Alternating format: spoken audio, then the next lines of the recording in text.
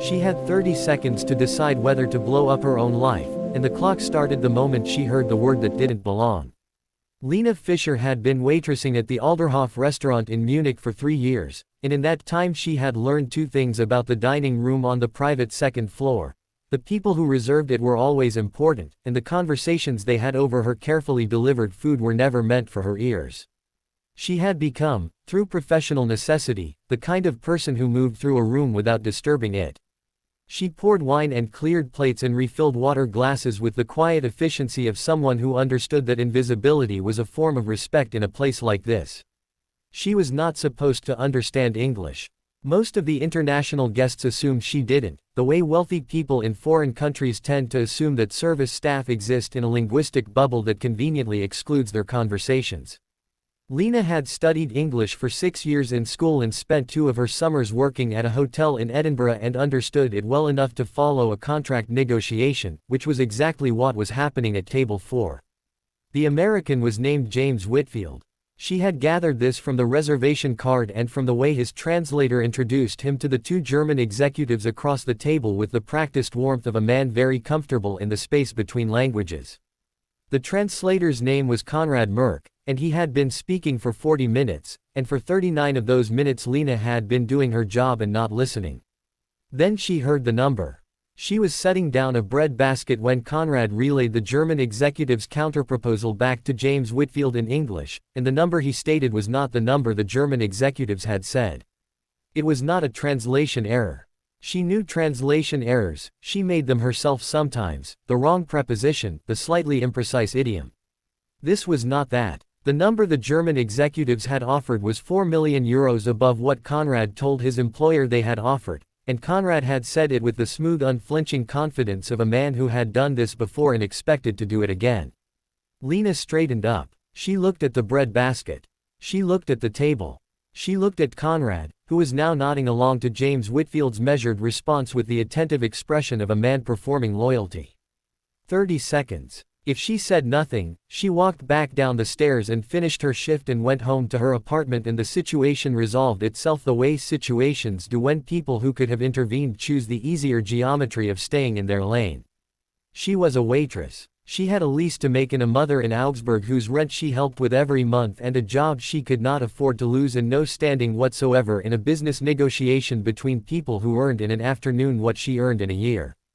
If she said something, she said it in front of a table of men who had not asked for her presence beyond bread and water, and she accused an employee of a powerful American company of deliberate deception in the middle of a deal she had no official business knowing anything about. She picked up an empty water glass from the sideboard and walked back to the table. Entschuldigung, she said to the German executives, in German, with the professional tone of routine service. Then she looked at James Whitfield and switched to English. I'm sorry to interrupt. I don't mean to be out of place. The table went still in the particular way of rooms when something unscripted enters them. It's fine, James, Whitfield said, with the careful politeness of a man who wasn't sure yet if it was. She kept her eyes on him because looking at Konrad would tell him too much too soon. I believe there may be a misunderstanding about the number that was just communicated to you. I want to be sure your water glass is full before I leave. It was a terrible cover and she knew it. But it bought her 2 seconds to make eye contact with James Whitfield in a way that was direct enough to be deliberate, and she watched him receive it, watched him register that she was not talking about his water glass. Konrad said something light and dismissive in German to the executives, something that translated roughly to staff checking in, and laughed in a way designed to re-establish the room's atmosphere. James Whitfield did not laugh.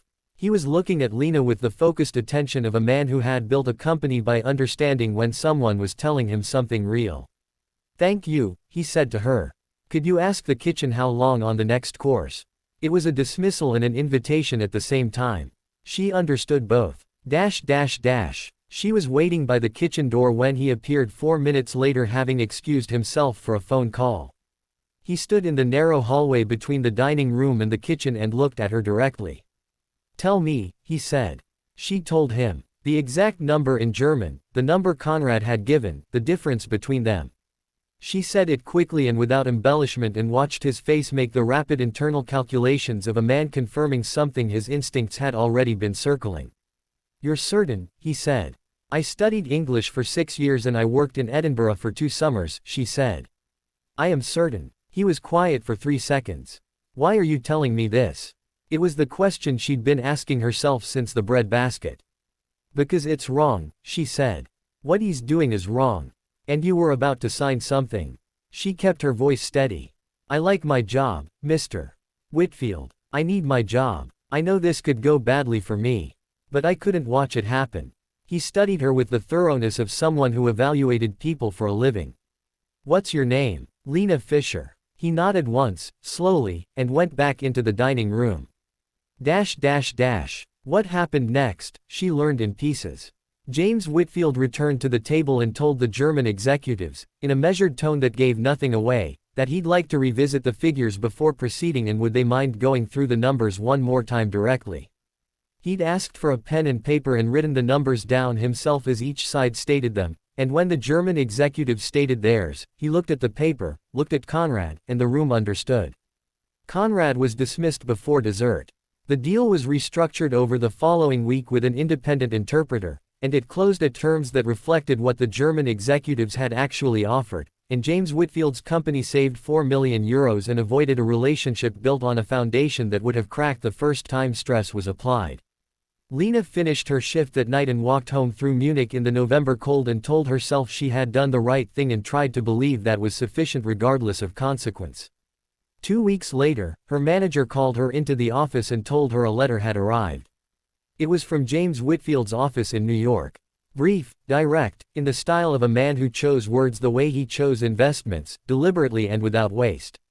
Ms. Fisher, you intervened at professional and personal risk to protect someone you had no obligation to protect. That is not a small thing. Please find enclosed a contribution to whatever comes next for you. Use it for Edinburgh, for school, for anything that makes use of the judgment you clearly already have. J.W.